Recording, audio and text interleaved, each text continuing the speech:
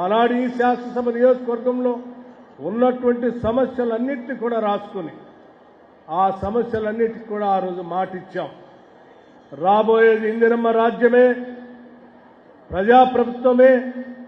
తప్పనిసరిగా ఆ ప్రజాప్రభుత్వ అధికారంలోకి వచ్చిన తర్వాత ప్రజల క్షేమం కోసం నిరంతరంగా ప్రణాళికలు తయారు చేయటమే కాదు, అమలు చేసి చూపిస్తామని కూడా చెప్పాం.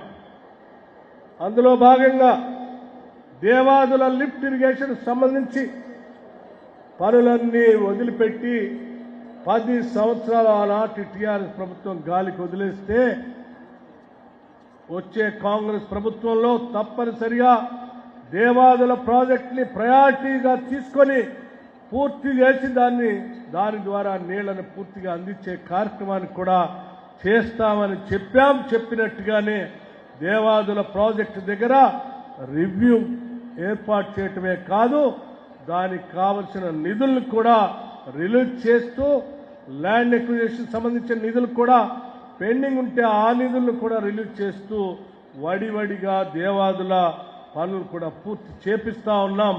తప్పనిసరిగా ఆనాటి పాలకులు ఏ ఉద్దేశంతో అయితే దేవాదుల లిఫ్ట్ ఇరిగేషన్ని ఏర్పాటు చేసి ప్రాంత ప్రజలకి నీళ్లు అందించాలని కలలు కన్నారో ఆనాటి కాంగ్రెస్ ప్రభుత్వాల కలల మేరకు తప్పనిసరిగా దేవాదుల లిఫ్ట్ ఇరిగేషన్ని త్వరితగతిన పూర్తి చేస్తాం.